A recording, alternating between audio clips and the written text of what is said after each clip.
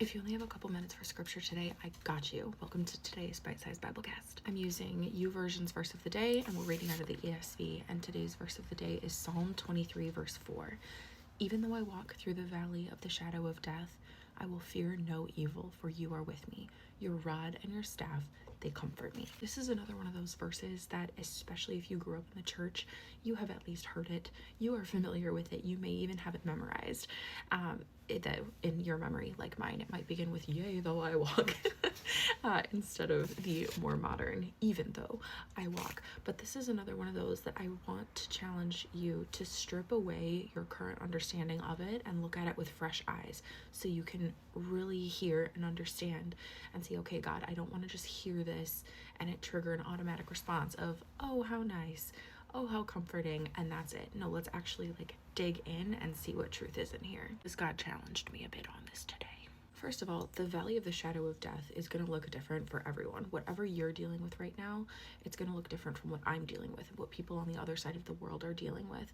Whatever your valley of the shadow of death looks like or has looked like in your life, that is valid. And I think that comparison is one way. I know comparison is one way that the enemy creeps in and causes division and even calls into question our relationship with God. And when things feel really hard, it's okay for them to feel really hard. I've talked a lot about this. I have dealt with some insane stuff in my life. Circumstances that are pretty wild are still not completely over. But sometimes I can compare myself to people on the other side of the world who don't have food, like what's happening in Gaza right now. And it can be easy to look at that and go, wow, my troubles don't feel like they should matter. And that can undermine our faith. First of all, I want to encourage you to identify what a name, even give a name to, okay, what is the difficult thing in your life right now, or a difficult situation that you have dealt with in the past. And where did God show up in that? How is God showing up in that? Because even just recognizing that we're in a tough season can set the stage for being able to trust God through that season. And now here's the part that God really hammered into my brain this morning. Even though I walk through the valley of the shadow of death, I will fear no evil. Fear often feels like it should fit into a neat box, but something that God showed me this morning is that fear can take several different forms. For example, something that I have been researching a lot lately is the biblical concept of justice. If you missed yesterday's bite-sized Biblecast on Micah 6:8, definitely go watch that when you have a minute. That one's a longer one. But I was digging into, okay, what is the biblical concept of justice? The word used for justice is mishpat, and so I am going through and doing a deep study on the word mishpat. So if you're interested in learning more about that, follow, subscribe, all the things so that you can follow along there. But I have been really interested in this concept of justice for as long as I can remember. I've always had an extremely strong sense of justice from the young days of being like, it's not fair that my sibling got this and I didn't, now up to present day where I'm aware of a lot of things that are going on in the world that are unjust. I've always had this very strong sense of justice, both in my personal life and extending out to the greater world. And something that God showed me today is that my strong sense of justice can sometimes be fear dressed up as something righteous. Oof. Let's sit with that one for a minute. So for you, maybe it's not justice that fear is presenting as. Maybe for you, it's numbing. Maybe for you, it's anxiety. Maybe for you, it's just all of a sudden being very, very social. Fear can take so many different shapes, but at the end of the day, it comes back to the same thing. And in this verse, Psalm 23, there's what's essentially a command from God in first person form. I will fear no evil, for you are with me. Your rod and your staff, they comfort me. What does that actually mean, and how can we actually do something about that? Something that God said to me while I was doing some listening prayer this morning was, what feels like a sense of justice, or insert your own word there, can in reality be fear. Don't let darkness pervert justice. Don't forget whose you are or who is in control. Don't doubt me, daughter, even when doubt is dressed up like something benign or even righteous. So that comes back to this idea we've been exploring in recent bite-sized Biblecasts of actually turning to God for rest, for strength, actually relying on Him, giving our cares to Him.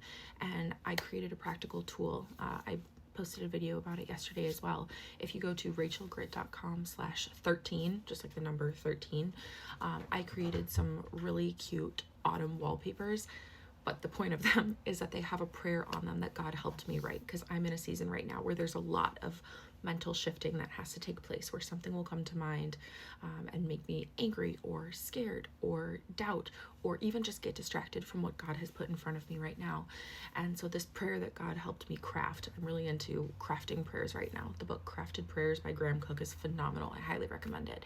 But this prayer God helped me craft to really take my thoughts captive and turn them over to him. So I turned that prayer into a couple different cute autumn wallpapers, because I just love seasonal things, and things are just more fun if they're pretty, right? You're going to want to look at them if they're pretty. So it's functional and pretty, and the prettiness serves a function too.